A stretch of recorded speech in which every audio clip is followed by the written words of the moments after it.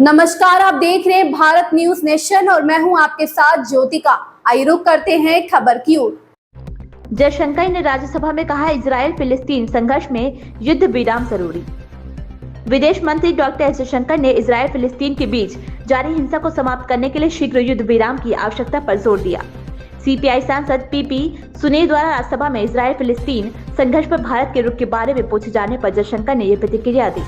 विदेश मंत्री ने परिस्थितियों पर प्रतिक्रिया देने के लिए देशों के अधिकार को स्वीकार किया, लेकिन साथ ही मानवीय कानूनों का पालन करने और नागरिक हताहतों का काम करने की भी आग्रह किया।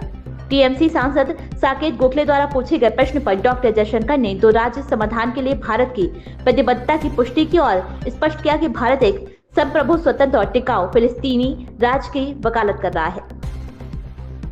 राज्यसभा को संबोधित करते हुए उन्होंने कहा, हमने दो राज्य समाधान का समर्थन किया। हम हमेशा इस बारे में सार्वजनिक और स्पष्ट रहे हैं। दो राज्य समाधान के बारे में भ्रम की कोई वजह नहीं होनी चाहिए।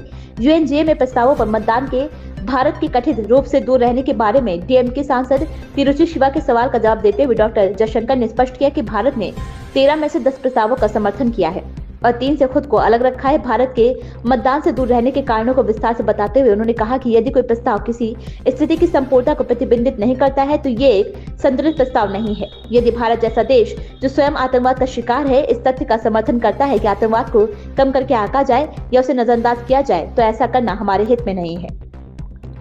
डॉक्टर जयशंकर ने साकेत गोखले द्वारा इजराइल के प्रधानमंत्री बेंजामिन नेतन्याहू और अन्य के खिलाफ अंतर्राष्ट्रीय न्यायालय के वारंट पर पूछे गए प्रश्न पर भी टिप्पणी की। विदेश मंत्री ने संयुक्त राष्ट्र राहत एवं कार्य एजेंसी को $5 मिलियन की वार्षिक योगदान का भी उल्लेख किया और 2023 में फिलिस्तीन को 70 मैट्रिक टन सहायता की खेप की विस्तृत जानकारी दी, जिसमें 16.5 मीट्रिक टन चिकित्सा आपूर्ति शामिल है।